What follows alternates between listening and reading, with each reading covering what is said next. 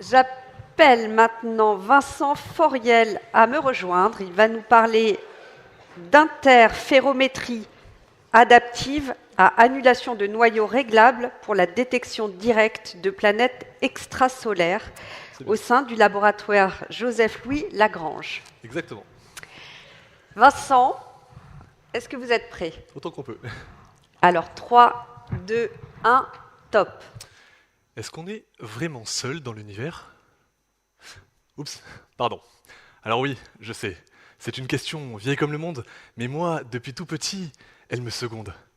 Imaginez seulement qu'il existe plus de 150 milliards d'étoiles, et ce, rien que dans notre galaxie. Et dans toute cette immensité, vous allez me dire qu'une seule d'entre elles abrite la vie? Je n'arrive pas à y croire. Mais d'ailleurs, qu'est-ce qui rend si difficile de trouver de la vie ailleurs? On pourrait se dire qu'il suffit simplement de prendre un télescope, de le pointer vers le ciel, d'observer les mondes qui nous entourent tout là-haut et de jouer aux voyeuristes intersidéraux.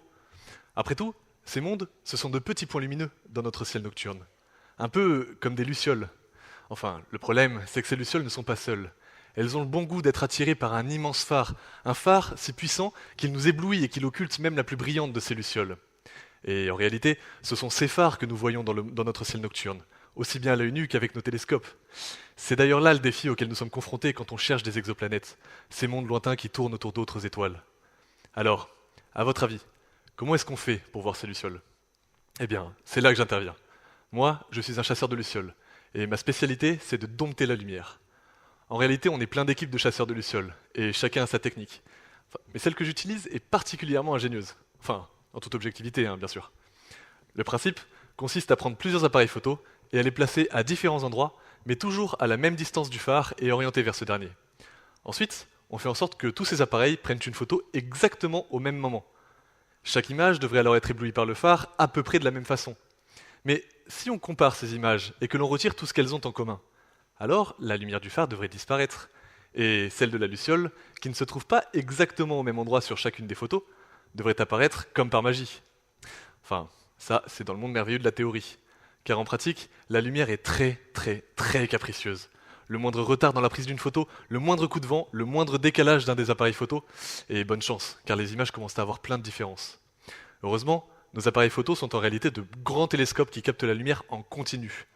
On peut alors tenter de corriger une partie de ces problèmes en acheminant cette lumière vers un petit composant photonique, une sorte de mini-laboratoire de poche qui manipule la lumière avec une précision astronomique. Ce composant, c'est mon terrain de jeu, et c'est lui qui s'occupe de révéler les différences dans la lumière captée par nos télescopes.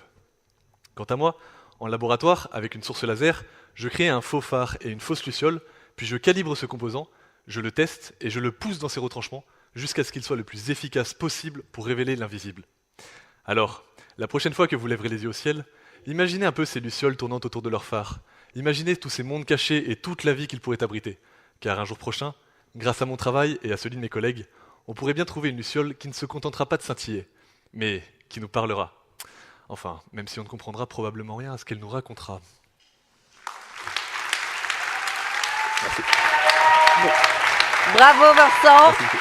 Pile poil sur le gong, merci. Merci.